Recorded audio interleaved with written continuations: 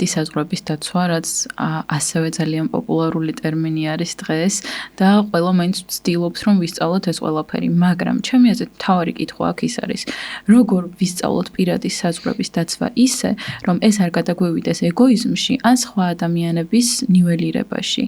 და არც იმაში, რომ ბრმა ზონები შევიქმნათ და ყველანაირი კრიტიკა პირობითად ან ჯანსაღი კრიტიკა რაც წამოვა, აღვიქვათ აგრესიად და ყველას ესე უთხრათ, რომ არა შენი აზრი არ მაინტერესებს.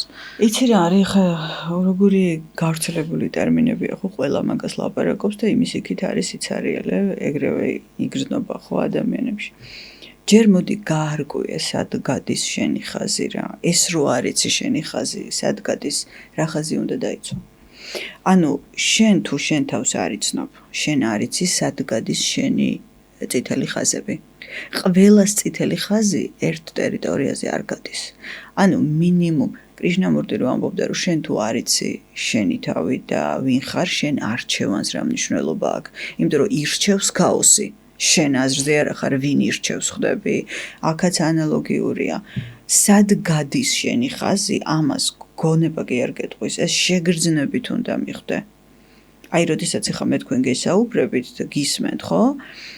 ნუ ეხლა ან სადმე სხვა სიტუაციაში მე ვგრძნობ რა დონეზე შემიძლია ავიტანო ელემენტარულ გაძლებაზე აქვს საუბარი, შენი კრიტიკა, შენი თავდასხმა, ხო? ეს ერთი. მეორე, რეალურად მე რა მინდა ამ ურთიერთობაში და ზოგადად საერთოდ რა მინდა სოციუმში, რომ გავდივარ ამ დაუცველი ხაზებით. ხშირად ხაზების დაუცველობა ზუსტად იქიდან არის გამოსული, წეღან რას თქვი, რომ გინდა, როცა გინდა ვიღაცამ ცხოვრება დაგილაგოს, იქ შენ ხაზები ვერ გექნება, ხვდები?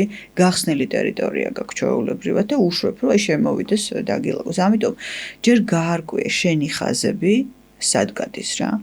რაც შეეხება ეხა კრიტიკის არ მიღებას, ეს ძალიან რთული თემაა, ხვდები?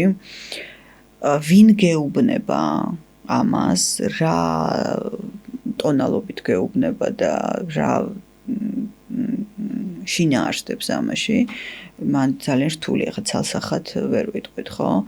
თუ შენთვის ეს ადამიანი არის მინიმუმ ავტორიტეტი უნდა იყოს, რომ მიიღო მისგან, იმიტომ რომ თუ არ არის გონებისთვის ავტორიტეტი ვერ იღებს და მაინც საბოლოო ჯამში ჯობია რომ ეს ყველაფერი ისევ შენს თავს მოარგო და შიგნით გაიაროს, მაგრამ ისევ ვამბობ, თუ შენს თავს არ იცნობ, თუ შენ ჩრდილს არ იცნობ, შენ აზრზე არ ახარ შენი წითელი ხაზები სად გადის.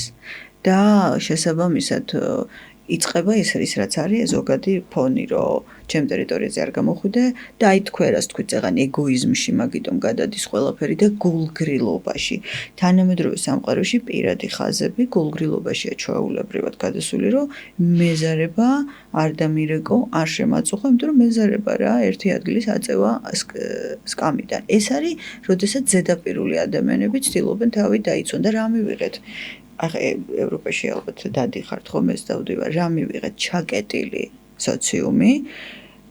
მე მახსოვს ერთხელ საფრანგეთში იქით ნორმანდიაში ერთ-ერთ რაღაცა პატარა ქალაქში ვიყავი, ცხოვრობდი დროებით და გამოვედი ქუჩაში, აი უბრალოდ ადამიანი ვერ დავინახე რა. უბრალოდ ყველა იყო შეკეტილი თავის სახლში, რაღაცა თან არ იყო სამუშაო დღე და რასაც უყურებდი სულ საკუთარი სახლები, ყველა რაც თავის ეზოში იჯდა მარტო დეპრესიული სახეებით რაღაცა ციცივი. ეს არის ზუსტად ის, რომ სულ ამაზე ფიქრმა, რომ თავი დავიცვა და არ გაცნობამ შენი თავის რო რეალურად სად გადის ჩემი საზღვარი და მისი სად შეიძლება გადიოდეს, რა თქმა უნდა, ამას მივყავართ აი ესე ზედაპირულ გულგრილ დამოკიდებულებამდე რა. თორე რეფლექსია ნახე გაცნობიერებული ადამიანის ცნობიერება ისე ფართოვდება, რომ ემპათია აქ მოდის. ემპათია არ აქვს გაუცნობიერებელ ადამიანს. არა, იმას რაღაც ინსტინქტის დონეზე აქვს ემოცია, რომ უცებ შეიძლება ემოციურად მოვიდეს და რაღაცა დაგეხმაროს ანის, მაგრამ იქ მერე მუდმივად რაღაცებია არეული, რაღაც მოლოდინები, გულის ტკენები, ეს გაუკეთე, მერე ესე მიპასუხა რატო? იმიტომ რომ სულ მოლოდინებით მოქმედებ და მაღალი ცნობიერება არის, რომ შენ უბრალოდ ხვდები, რომ სხვანაირად მოქცევა არ შეგიძლია, შენ ეს უნდა გააკეთო, მაგრამ მე მიდიხარ და ამას ივიწყებ.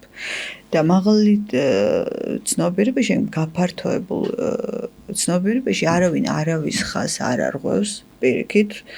ყველა ცხოვრობს თავის ცხოვრებით, მაგრამ აქ უკვე გულგრილობა აღარ არის, ასე რომ თუ არ იცნობ შენ თავს და უბრალოდ პოზად გაქვს დაყენებული ის, რომ შენ უბრალოდ თავი უნდა დაიცვა, ხო, ყოველთვის იქნება მანდ ეგოიზმი წამყვანი, იმიტომ რომ ამას ვერ გააკონტროლებს ეგოცენტრული ადამიანი და იმიტომ.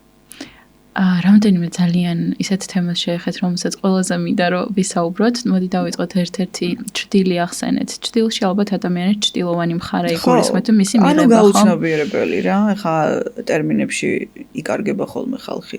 ანუ ის ნაწილი, რომელსაც არ იცნობ. თუნდაც შენი თავის მიუღებელი ვერსია, იმიტომ რომ შენ ფიქრობ, რომ ეს ვერსია შენ არ მოგწონს, იმიტომ რომ შენ ხო სულ სხვებში ხედავ. ამბარტავანია, შურიანია, ეჭვიანია, ბოროტია, ჭორიკანა, ეს არის და ამ დროს შენც ხარ იგივე, მაგრამ ეს მხარე შენ ჭრილში გაგვხვდები, შენში მარტო ხედავ რა კარგი ხარ.